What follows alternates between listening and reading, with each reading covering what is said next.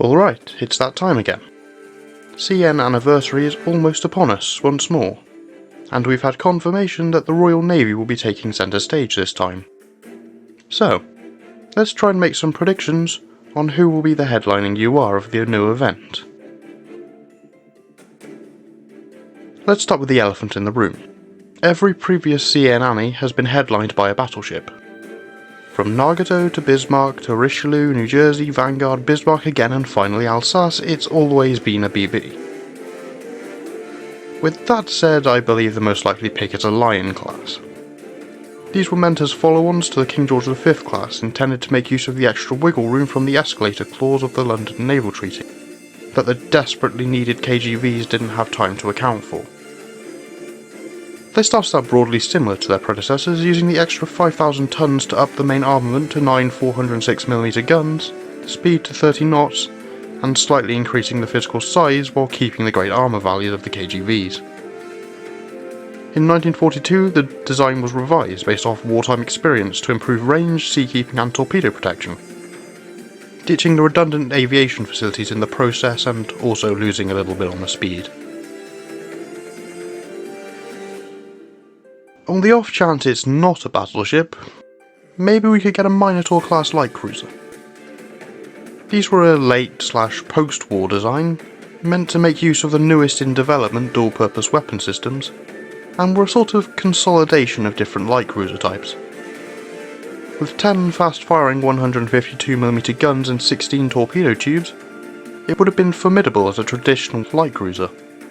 But those fast-firing guns were also capable of anti-aircraft fire and were laid out in more numerous remote power-controlled twin mounts, supplemented by advanced 76mm AA cannons, providing a wall of proximity-fused flak. Now, the faction that already has Plymouth does not necessarily need another strong CL, but the fact she's half of the current ultra-rare light cruiser roster is wild to me, and we've never had one in the gacha. It's only a retrofit and a DR. Getting some real steel in this prediction, the Daring class. The Royal Navy's largest and last conventional gun destroyers. These were the first Royal Navy ships to get the Mark VI mountings for their 113mm guns, finally giving British DDs some competent dual-purpose armament, in addition to fantastic firepower. When the power loading worked. It was still pretty solid when it didn't though. Not a whole lot else to say here. These were well armed and the most modern the Royal Navy had before the arrival of the Missile Age. As an aside, I don't think we'll be getting a carrier. The previous Royal Navy UR, it was implacable, and while two of the same hull types in a row isn't impossible, I find it unlikely.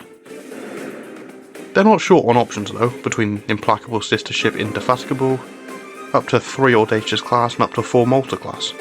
Plenty of big not so flat tops left to go. Those are what I think is most likely for the upcoming Royal Navy event. Gun to my head, I'm expecting a Lion class as the main banner UR, and if it's a double feature like last year, a Daring.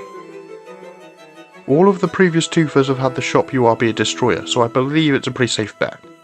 Even if, in my heart of hearts, I want it to be a Minotaur. There's no shortage of rainbow gear amongst these predictions too.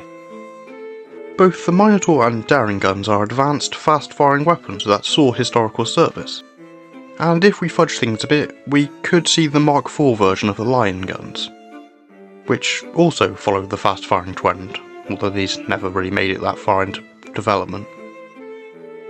And that's just main guns. We could also get the British equivalent of the 76mm AA gun we got in the last Gear Lab update, should one of these ships be a Minotaur class. Anyhow, that's my predictions. What are yours? Leave them below, and until next time, fair winds and following seas.